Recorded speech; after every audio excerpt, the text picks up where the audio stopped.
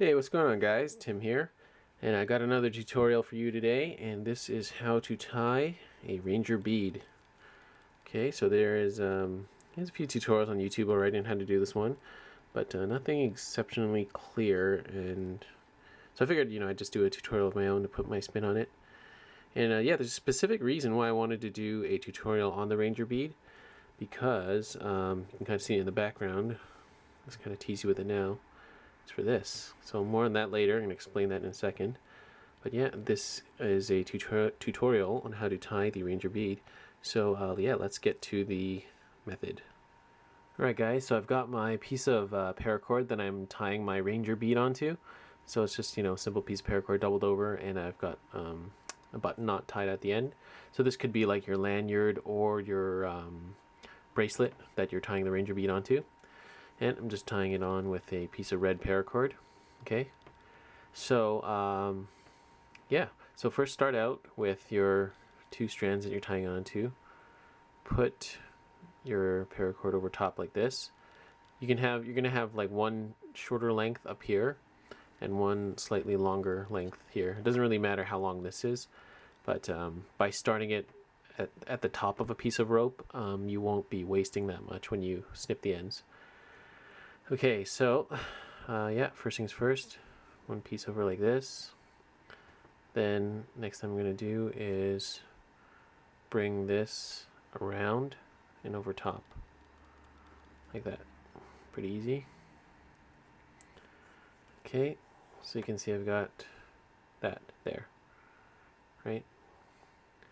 And then the next part's really easy again. You're just going to do it again. So bring in this from behind over top again, like that. So you've got this so far. Okay. And next you're going to take the long end on this side and you're going to put it through the first loop you made. So through here. So this was the very first loop you made, and you're taking the other long end of the paracord. You're going to put it through here. Just pull it through. You don't have to make it super tight, and all the while try to keep everything else intact. Alright, so we should have something that looks like this right now. Okay, so now this next part, what you're going to do is you're going to take this whole configuration you've got right now and turn it around towards you like that. So now your long piece is up top here and your short piece is down here. Okay, so now this next part's a little tricky, so it might take you a few tries. So what you're going to do now, see how I have all this space on this right loop?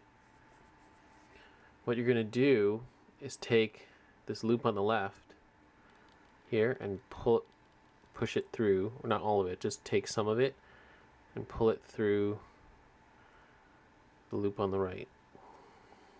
So like that. See?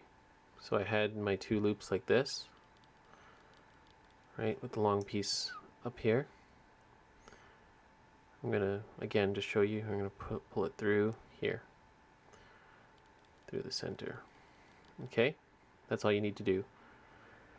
And then now, remember, try to keep everything intact and not falling apart. And then you're gonna take the long strand, you're gonna put it through the loop you just made. Sorry, like that. Okay, and you're gonna pull it through like that. Okay, so now you should have something that looks about like this. The bead is starting to form. And then the last part, you're going to take this last short piece. Sometimes it's better to leave a bit more on here so it doesn't get too difficult. You're going to take this last short piece, and you see this X that's formed here? So see, I just passed my long piece through this top loop, and now there's an X here. I'm going to put this short strand behind it. See, just behind here. So the X, here's a short strand, there's an X here, and you put that through there, right? So if we've done everything right, we should have our ranger bead forming, and now it's just a matter of cinching all the slack out of this, right? just yeah, we just got to cinch all the slack out of that. So that's not too hard. You know, this you just kind of play with it. Find out where all the slack is coming from and pull it through.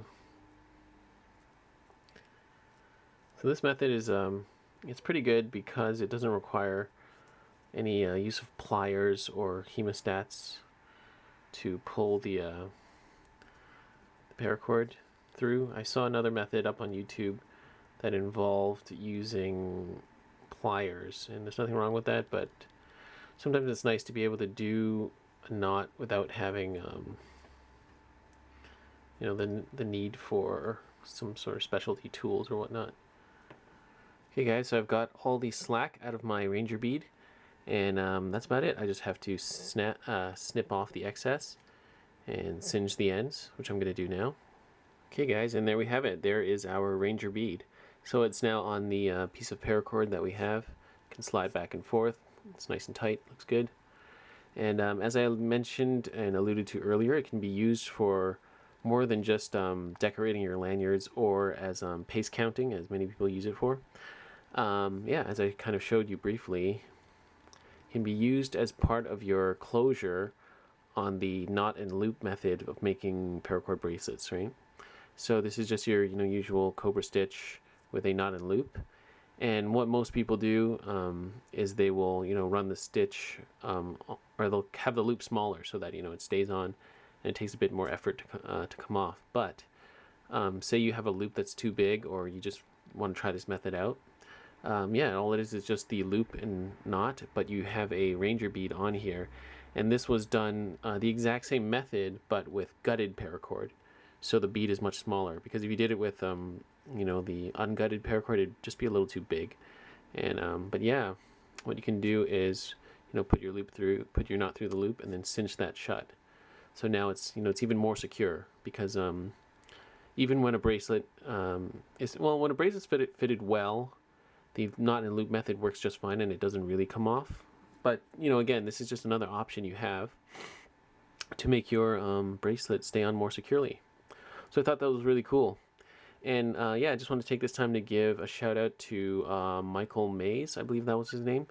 And basically he left a comment on one of my videos, and he showed me a picture of this method. I didn't know that you could do this, or I didn't think of that this way. And he said, yeah, this is what he does to keep bracelets closed more securely. Some of his customers request that, and I thought that was really cool. So yeah, of course, with his blessing, I said, I'd love to do a video about it. So there it is, guys. This is the one used for the Ranger bead in your paracord bracelet making. Alright, so that is about it, guys. I hope everything in this tutorial was nice and clear, and that you guys make use of this tutorial if you need to, and hope you all enjoyed watching it. So thanks for watching, guys. I will see you next time.